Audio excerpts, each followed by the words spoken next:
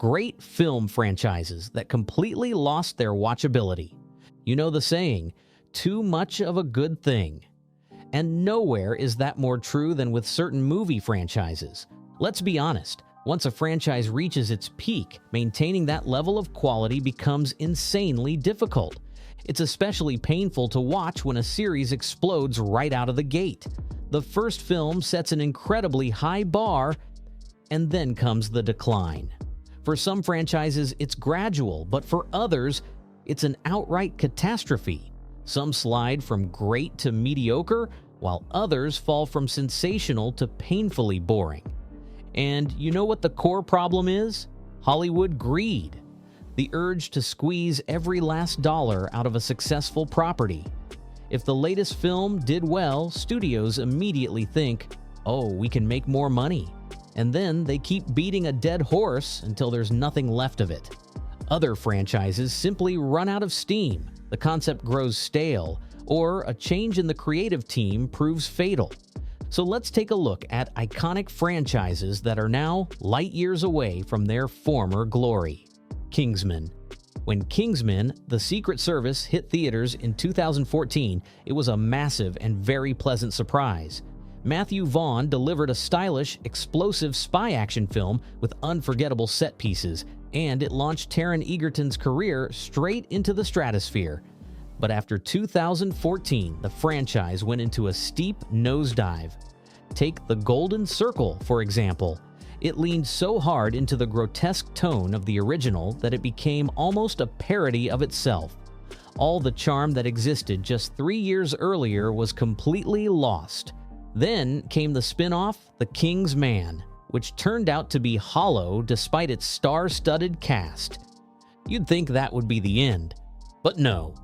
The post-credits scene in Argylle connected that failed action film to the Kingsman universe, and considering the lukewarm reception to both Argylle and everything released after the first Kingsman, it really feels like this story is coming to an end.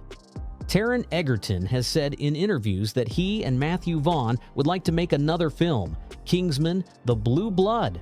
However, 20th Century Studios has stated that there are currently no plans for new films in the franchise, so it seems Kingsman is truly stuck in limbo. Jurassic Park. Jurassic Park is one of the most iconic and influential films of all time.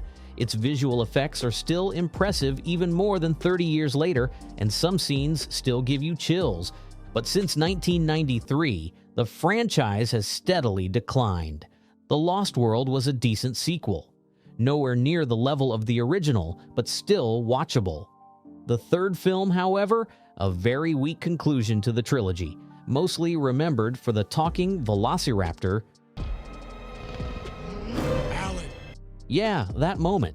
When the series was rebooted with Jurassic World, the creators followed the Star Wars: The Force Awakens approach, a safe move that relied more on nostalgia and brand recognition than innovation. The film set the stage for a potentially strong trilogy. But things only got worse. Fallen Kingdom was bad, and Dominion was an outright disaster. The entire Chris Pratt era devolved into a generic action franchise that just happened to feature dinosaurs. Even in Dominion, where dinosaurs were finally loose in the modern world, they were somehow pushed into the background. Netflix's animated series, Chaos Theory, explored that concept better than the big-budget feature film. Let that sink in. In summer 2025, Jurassic World: Rebirth, starring Scarlett Johansson, was released. It grossed over $869 million worldwide, but critics once again weren't impressed. The same safe, forgettable cinematic chewing gum. Visually impressive, sure, but judging by the box office, yet another weak sequel is practically inevitable. Universal clearly has no intention of letting go of this cash cow. Pirates of the Caribbean. Back in 2003, no one could have predicted what a phenomenon Pirates of the Caribbean would become.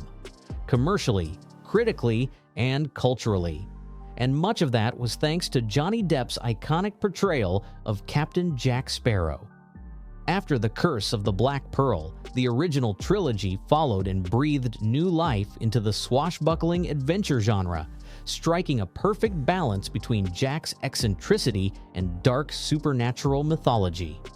But the franchise suffered greatly from losing Orlando Bloom and Keira Knightley. Will Turner and Elizabeth Swann were essential to the story. On Stranger Tides, without them, felt painfully flat. The fifth film, Dead Men Tell No Tales, was marketed as the return of the legendary duo after 6 years, but they only appeared in a couple of scenes. The movie wasted Javier Bardem's talent, delivered an unnecessary post-credits tease involving Davy Jones, and drove the final nail into the soggy coffin of the franchise. But here's where things get interesting. In August 2025, producer Jerry Bruckheimer confirmed that he had spoken with Johnny Depp about returning for a sixth film. He said, "If he likes how the role is written, I think he'll do it. It all depends on the script." In November, Depp himself commented at a film premiere, "That would be fun." Rumors are all over the place. A reboot with Margot Robbie or Depp's return. 20th Century Studios remains silent, but one thing is clear. If another sequel happens in any form, it will likely only make things worse. That said, fans desperately want Depp back. Star Wars. It sounds insane, but Star Wars, one of the most iconic, popular, and profitable franchises in cinema history, has released exactly 2 good films since 1983, Revenge of the Sith and Rogue One. Yes, I said what I said. After the original trilogy ended with Return of the Jedi, there was a 16-year gap before The Phantom Menace. And the fans' disappointment was justified. That disappointment carried through Attack of the Clones and even Revenge of the Sith, which, while good on its own, couldn't save the prequel trilogy as a whole. Another decade later, starting in 2015, 5 projects were released: the sequel trilogy, Rogue One, and Solo. Rogue One was phenomenal. Solo was fine, but unnecessary. The sequel trilogy, however, a complete disaster. Disjointed, clueless about what to do with either old or new characters, filled with pointless plot dead ends. The sequel trilogy achieved the impossible. It made fans realize they may have been too harsh on George Lucas's prequels. More Star Wars is coming. In May 2026, The Mandalorian and Grogu will be released, the first film in 7 years. In May 2027, Star Wars Starfighter starring Ryan Gosling and directed by Sean Levy is scheduled. Plus, there are multiple projects in development by Charmin Obaid-Chinoy with Daisy Ridley, by James Mangold, by Taika Waititi, and even a new trilogy from Simon Kinberg. But expectations should remain low. So far, nothing suggests the studio has truly learned from its mistakes. Indiana Jones. From one Lucasfilm goldmine to another, from space opera to cinema's most legendary archaeologist. Between 1981 and 1989, 3 films were released. 2 were truly outstanding. Temple of Doom may not have reached the same heights, but it was still a worthy adventure that didn't tarnish the franchise. Sadly, the same can't be said for the next 2 entries. After a 15-year gap, Kingdom of the Crystal Skull disappointed many viewers, though today it's looked upon more kindly, especially compared to The Dial of Destiny, 2023. Rarely has a sequel felt so tired and lifeless. The 5th film was as exhausted as the aging Indiana himself. Even the always excellent Mads Mikkelsen couldn't save it. Harrison Ford has firmly stated that Dial of Destiny was his final outing as Indy. While rumors of a reboot or spin-off with Phoebe Waller-Bridge exist, nothing has been officially confirmed. However, in December 2024, the game Indiana Jones and the Great Circle by Machine Games was released to critical acclaim. Its first DLC, The Order of Giants, followed in September 2025.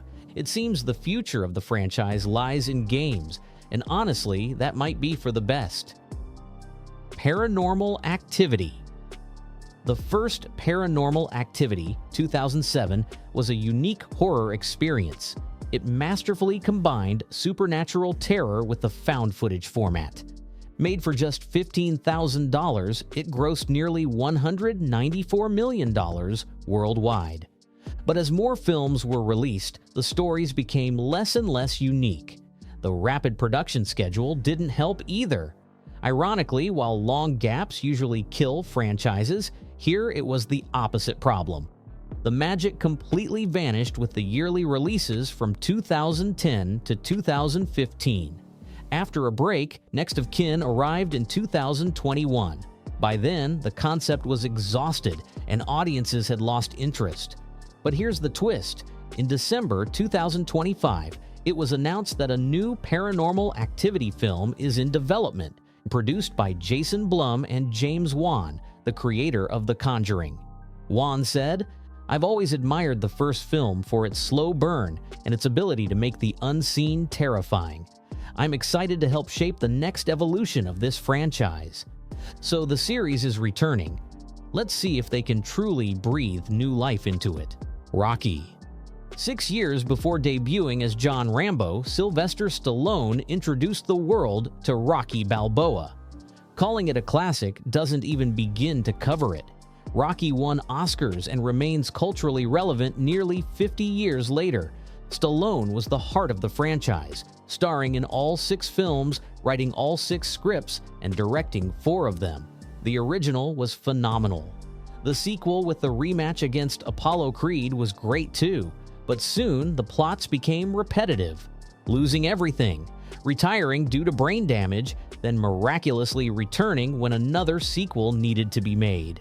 Things improved somewhat with Rocky Balboa in 2006, but that doesn't erase how far the series fell from its 1976 peak. One could even argue that in just 3 films, the Creed franchise surpassed Rocky, excluding the original masterpiece. The good news? In November 2025, Michael B. Jordan confirmed that Creed 4 is happening. No release date yet, but the universe is expanding. A series about Adonis's daughter Amara, an anime series, another live-action series, and a Drago spin-off film are all in development. Meanwhile, Stallone is working on a prequel series about young Rocky for Amazon. The boxing universe is alive and well, just without Rocky in the lead. Terminator. 3 years before Predator, Arnold Schwarzenegger played the T-800 in what remains his most iconic role. After an incredible start and one of the greatest sequels ever made, the studio desperately tried to milk the franchise dry, completely destroying its reputation in the process.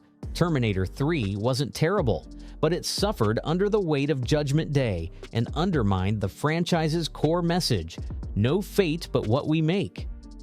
From Salvation to Genesis to Dark Fate, the creators threw ideas at the wall. Multiple timelines, retcons, different versions of John Connor, bringing back Arnold and Linda Hamilton, and nothing worked. Now for the most interesting part. In December 2025, James Cameron confirmed he is working on a new Terminator film. No release date yet. It depends on Avatar 3's box office. And here's the shocker. Arnold Schwarzenegger will not appear. Cameron said, "It's time for a new generation of characters. Arnold's role in Dark Fate was a fitting conclusion for the T-800. We need a broader interpretation of Terminator, the time war, and artificial superintelligence." The biggest challenge, according to Cameron, is staying ahead of real-world events, because we're now living in a future that used to be science fiction. So the new Terminator will move forward without Arnold, maybe with a cameo, maybe not. Whether Cameron can revive the franchise remains to be seen. That's the picture, friends. All of these franchises once stood at the top of the cinematic world, and then something went wrong. Studio greed, creative burnout, leadership changes, the reasons vary. But there is some hope. Pirates might bring Depp back. Paranormal Activity gets another shot with James Wan. Creed is expanding. And Cameron is rethinking Terminator from the ground up.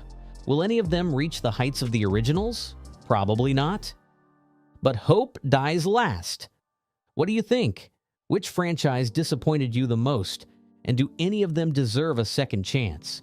Leave your thoughts in the comments. Like the video if you enjoyed it. Subscribe to the channel, hit the bell, and I'll see you in the next one.